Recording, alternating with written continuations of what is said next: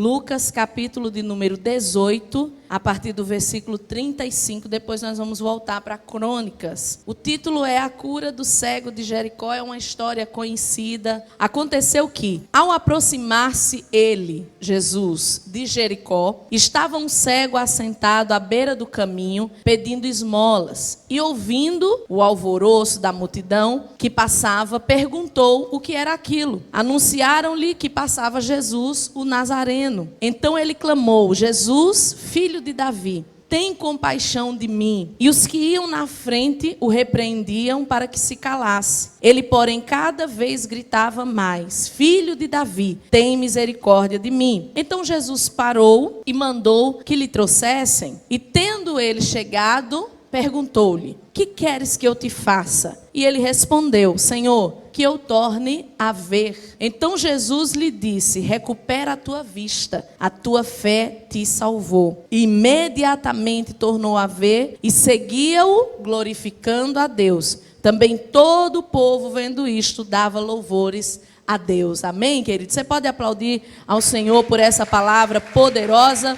Glória a Deus. Agora volte comigo para o Velho Testamento, no segundo livro das Crônicas, o capítulo de número 1. Nós vamos ler a partir do versículo 7. O capítulo 1 de Crônicas mostra Salomão oferecendo uma grande oferta, um grande sacrifício a Deus, um grande holocausto. É algo que ninguém até aquele momento tinha feito, a ponto de chamar a atenção de Deus. E olha o que diz a partir do versículo 7. Apareceu Deus a Salomão e lhe disse: pede-me o que queres que eu te dê. Respondeu-lhe Salomão: de grande benevolência usaste para com Davi, meu pai, e a mim me fizeste reinar em seu lugar. Agora, pois, ó Senhor Deus, cumpra-se a tua promessa feita a Davi, meu pai, porque tu me constituíste rei sobre um povo numeroso, como o pó da terra. Dá-me, pois, agora sabedoria e conhecimento, para que eu saiba conduzir-me à testa desse povo, ou à frente desse povo. Pois quem poderia julgar este tão grande povo? Disse Deus a Salomão: porquanto foi este o desejo do teu coração, e não pediste riquezas, bens ou honras, nem a morte dos que te aborrecem, nem tampouco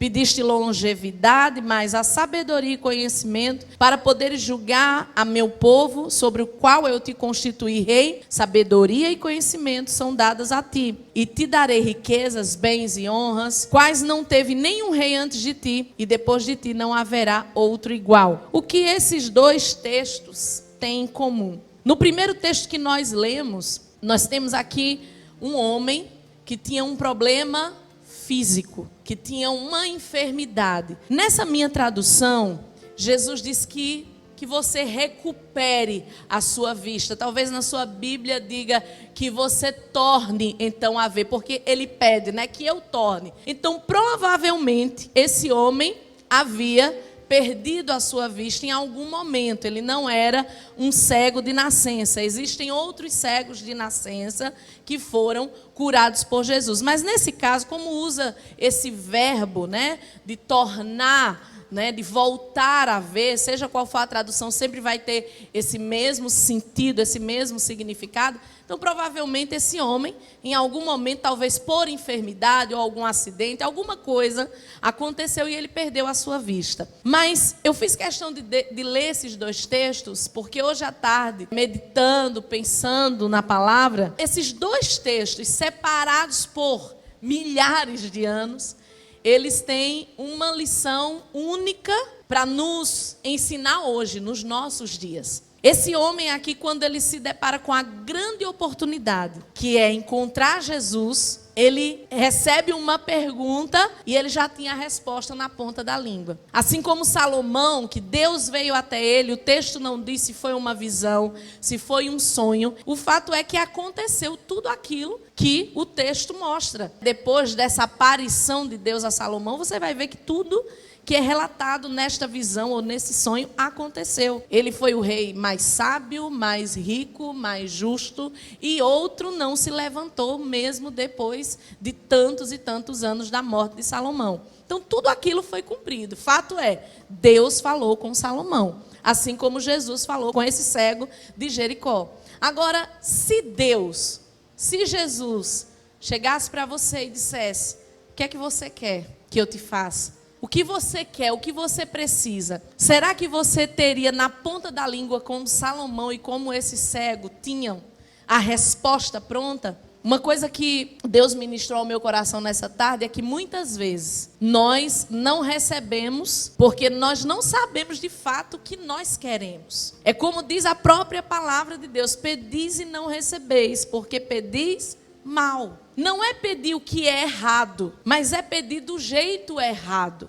Às vezes a gente pede até coisas boas, mas nem a gente mesmo tem certeza do que a gente quer muitas vezes. Eu confesso aos irmãos que ao longo dos meus 42 anos, muita coisa que eu achava que eu queria, hoje eu tenho certeza que eu não quero mais. E muita coisa que eu achava que não queria, hoje eu tenho certeza que eu quero. Então, ao longo da vida, a gente precisa fazer esses check-ups das nossas listas, da nossa oração. Todo início de ano nós fazemos um projeto para o ano seguinte. Nós estamos hoje entrando no 7º mês do ano e o ano não acabou.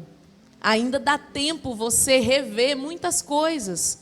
Um dos ensinamentos mais fantásticos e que eu confesso que mudou a minha vida, um dos livros que eu li do Dr. Mike Murdock, ele disse assim: não tenha medo de deixar alguns sonhos, alguns projetos que no passado foram muito interessantes e foram muito preciosos para você, mas hoje a sua vida é outra, a sua cabeça é outra, a sua sabedoria é outra, o seu entendimento das coisas é outro. Então não tenha medo de dizer: não, eu não quero mais isso.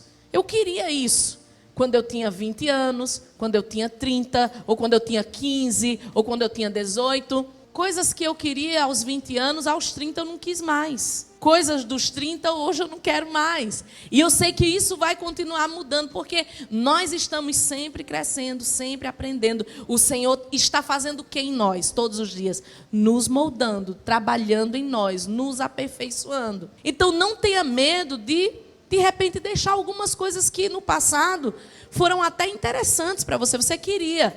Mas agora, com a maturidade que você tem, com o entendimento que você tem, com as provações que você venceu, hoje você entende de outra forma. Eu quero abrir um parêntese para dizer que muitas vezes Deus não responde certas orações porque, na verdade, Ele está nos preservando. Ele está nos protegendo de nós mesmos. Porque, às vezes, a gente acha que aquilo vai ser a solução da nossa vida, a solução do nosso problema. E Deus que mora no futuro, Deus que sabe o futuro, Deus que está no futuro, Ele sabe que aquilo ali não é tudo que a gente espera, não é tudo que a gente almeja. Então, muitas vezes a gente pede, naquele momento, eu quero muito isso. Mas será que é isso mesmo que no fundo eu quero para a minha vida e que vai ser importante para a minha vida? Jesus se apresenta para esse cego e ele diz: o que você quer? Jesus para e pergunta. É uma pergunta simples e direta. Mas o que eu acho interessante é que a resposta também é simples e é direta. Quantas vezes nós não recebemos porque nós não sabemos o que queremos? Quantas vezes nós dobramos o joelho e a gente fala um monte de coisa, mas na verdade a gente nem sabe o que a gente quer? Quantas vezes a gente diz: oh Deus, eu queria tanto que o Senhor fizesse isso, fizesse aquilo, fizesse... Mas está tudo tão bagunçado na nossa mente que, na verdade, Deus está dizendo assim: o que de fato você quer? O que você quer que eu faça? Qual é a resposta? Qual é o seu plano de fato? Não são coisas temporárias, transitórias, porque às vezes a gente foca nas coisas transitórias, no que eu quero agora.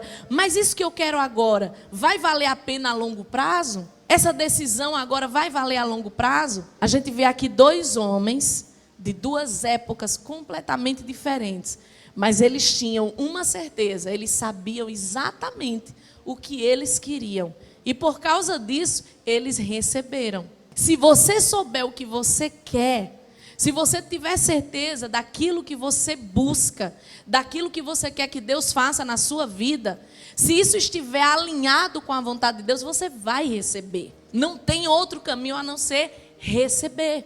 Porque Jesus disse: peça, Busque, procure, bata, a porta vai se abrir, você vai encontrar o que você procura, você vai receber o que você pede. Entenda que a Bíblia não vai dizer a você que não é para pedir. Eu já falei aqui outras vezes, muitas pessoas que querem enfeitar o evangelho, elas querem dizer para você que não é para pedir nada, que não é para você almejar nada, que não é para você querer melhorar de vida, sonhar, não é para sonhar. Não, a Bíblia não vai impedir você de sonhar, pelo contrário. Olha, Deus se apresentando e dizendo, peça o que você quer. Olha Jesus se apresentando e dizendo, peça o que você quer. O que você quer. Então não é errado pedir agora. Como nós estamos pedindo? Nós estamos pedindo, de fato, tendo a consciência de que aquilo que estamos pedindo está alinhado com a vontade de Deus? Ou é isso mesmo que eu quero? Existem muitas pessoas que pedem de maneira louca, de maneira insensata, sem pensar nas consequências. Olha, eu quero ter o carro do ano. Pode acontecer. Agora é o seguinte, você tem como manter esse carro do ano? Aí aquilo que você acha que seria uma bênção, termina se tornando uma maldição, porque vai comer tudo que você tem, porque você ainda não está em condições de ter aquele carro. Ah, eu quero uma casa com piscina. Eu quero uma casa com piscina. Converse com quem tem piscina e veja quanto custa a manutenção de uma piscina. Às vezes a gente pede coisas sem analisar. É como Jesus disse, qual é o homem que vai sair à guerra? E ele não vai calcular os custos da guerra, quantos soldados ele precisa para vencer o exército inimigo. Ele está falando de planos, de planejamento. E na oração a gente precisa aprender a pôr em prática esse planejamento. Você já pensou o que você quer para a sua vida? Ah, eu quero sim o carro, mas antes do carro eu preciso ter condições para mantê-lo. Então eu tenho que ter uma ordem nas minhas orações. Eu tenho que pedir aquilo que de fato é prioridade. Aquilo que é mais importante. A gente às vezes coloca o carro na frente dos bois. Você já imaginou se esse homem aqui, esse cego de Jericó, ele tivesse chegado para Jesus dizendo assim, me dá uma esmola? Aí você diz, ah, mas aí é burrice. Não. Sabe por quê? Porque o livro de Atos dos Apóstolos, não muito longe disso aqui, a Bíblia diz que o homem estava coxo, que o homem estava paralítico, era uma pessoa também que tinha uma deficiência. A Bíblia diz que eles pediram uma esmola. Então, esse homem também poderia pedir uma esmola. Agora, esse homem, ele é um exemplo para nós. Ele é um exemplo para nós hoje, porque ele sabe exatamente o que ele precisa. Não adiantava ele pedir uma esmola se ele não pudesse enxergar para desfrutar daquela esmola. Ele estava cego, ele estava mendigando, mas a visão dele era diferente. A visão interior, o pensamento dele era, eu quero sair daqui. Eu não quero essa vida. E quando ele teve a oportunidade, porque ele sabia quem era Jesus, tanto que ele não chama só Jesus. Ele diz, Jesus, filho de Davi. Essa frase significa, eu sei que o Senhor é o Filho de Deus, o enviado, aquele que vai salvar a humanidade. Eu sei exatamente quem o Senhor é. Por isso que Jesus parou. Porque ele não só falou, Jesus me ajuda, mas aquela frase diz, eu sei que o Senhor pode me curar. E eu quero sair dessa vida. E aquela resposta tão simples, irmãos, fez o maior milagre na vida daquele homem. Às vezes a gente precisa simplificar as nossas vidas. Às vezes a gente está complicando muito, a gente está colocando muitas coisas. Muitas vezes a gente coloca no nosso plano para o ano, para 5 anos, 10 anos. A gente coloca tanta coisa e nem foca em nenhum daqueles pontos. Quer que Deus faça sozinho, sem a gente fazer a nossa parte. E às vezes as coisas são mais simples do que a gente imagina. Às vezes a gente precisa simplificar as nossas orações, mas focar até que elas aconteçam, até que a resposta venha. Não adianta dobrar o joelho com 10, 20, 30 pedidos. Se você ora hoje isso, amanhã você ora outra coisa, depois você ora outra coisa. Cadê o foco em buscar aquilo? Isso é em tudo, não são só as coisas materiais. Tem gente que diz, estou na igreja tantos anos, nunca fui batizado com o Espírito Santo. A culpa é de quem? É de Deus? Será que Deus não quer te dar? Ele quer, mas até que ponto você está pedindo? Eu quero ser usado por Deus, eu quero pregar a palavra, eu quero orar e as pessoas serem curadas, eu quero ver milagres acontecerem na minha vida e através de mim, eu quero fazer a diferença. Até que ponto você está buscando isso em oração? Até que ponto você está sendo simples como Salomão e como o cego de Jericó para dizer, Senhor, eu quero isso para mim. Eu quero que o Senhor me use, eu quero que o Senhor me transforme. Às vezes a sua oração seja necessária para mudar algo no seu caráter, na sua vida. Olha, eu tenho dificuldade nessa área. Mas até que ponto você tem orado para que o Senhor tire isso da sua vida? Ou molde você, ou aprimore você, ou melhore você? Até que ponto essa sua busca tem sido incansável e incessante? Eu não consigo fazer isso, isso é um problema, isso é um limite que me atrapalha. Porque todos nós temos limites e é normal. Todos nós temos limitações, dificuldades, fragilidades, isso é normal. Agora, existem coisas que nos atrapalham, que nos impedem de conseguir um trabalho melhor, que nos impede de nos relacionar da forma certa com as pessoas. E isso é um problema. Então, se isso é um problema, a gente tem que pedir para que o Senhor retire de nós, para que o Senhor nos livre daquilo ali, para que nós possamos melhorar. Para quê? Para que o nome do Senhor seja glorificado. Olha o que diz o texto aqui em Lucas, que quando aquele homem recebeu a cura, ele saiu dali glorificando ao Senhor e seguindo a Jesus. A cura é apenas um detalhe. O que ele fez com a cura é muito mais importante. O que você vai fazer com a resposta de oração que Deus vai te dar? O que você vai fazer quando aquela oração se realizar, quando aquele pedido se realizar? O que você vai fazer quando Deus aparecer para você e perguntar: o que você quer que eu faça? Você tem essa resposta? Tem gente que a gente conversa, a pessoa diz: você quer o quê da sua vida? Eu não sei. Se você não sabe, como Deus vai trabalhar e vai te mostrar os caminhos, te mostrar os meios? Você precisa descobrir. Mas como é que eu faço? Na oração, falando com Deus, ouvindo Deus. Porque quando se fala em oração, as pessoas acham que orar é: eu dobro o joelho e fico ali, falo. Oração é uma conversa com Deus. Tem gente que fala muito, mas ouve pouco. É muito difícil conversar com alguém que não sabe ouvir. Eu conheço pessoas que eu tenho dificuldade de dialogar. Porque a pessoa fala e na hora de ouvir, não consegue parar para ouvir. Aí eu fico pensando, até converso isso com o pastor, a gente brinca sobre isso. Eu digo: imagine quando Deus está falando com essa pessoa. Porque se a gente está tentando dialogar, a pessoa não para, imagine quando Deus fala, como é que a pessoa vai ouvir Deus? Porque nós precisamos ser sensíveis para ouvir a resposta de Deus, para ouvir muitas vezes as perguntas de Deus. Se Salomão não tivesse um ouvido sensível, um coração aberto, um espírito pronto, ele não teria entendido aquela pergunta. Ele disse: não sei. Mas você vê que a resposta é imediata. Se fossem outras palavras, Salomão ia dizer: o senhor sabe que eu sou rico, dinheiro eu não preciso. Meu pai me deixou podre de rico, deixou tudo pronto aí, dinheiro não é problema, eu tenho aqui tudo que eu quero, não me falta nada. Agora tem uma coisa que eu preciso, porque a missão que o Senhor me deu é muito grande, o povo é grande demais, e eu preciso de sabedoria, porque só o dinheiro não vai me bastar. Eu preciso de sabedoria para quê? Para ser um rei melhor, para ajudar as pessoas, para conduzir esse grande povo, que no caso de Salomão, ele entendia que o povo era de Deus. Ele não era um rei como as outras nações, ele sabia que aquele povo era o povo de Deus. Então ele disse: eu quero sabedoria para saber lidar com o teu povo. Ele tinha certeza do que ele precisava. E o que é maravilhoso é que quando você sabe o que quer, sempre vem além do que você pede. Isso que é glorioso. Porque Salomão pede isso, mas você viu o que o texto diz. Deus disse: eu vou te dar isso, agora eu vou te dar também riqueza, fama, poder. Eu vou te dar tudo isso. Porque Deus, ele se agrada de abençoar os seus filhos. Entenda que Deus quer te dar, Deus quer te abençoar, Deus quer fazer. Agora, o que você tem pedido e de que forma você tem pedido? O que queres que eu te faça? Você tem certeza do que você quer para a sua vida? Se alguém chegar hoje para você, usado por Deus, porque às vezes, nesse caso aqui foi Jesus e Deus, mas pode ser alguém que Deus vai usar para dizer assim: o que você quer? O que você precisa? Qual vai ser a sua resposta?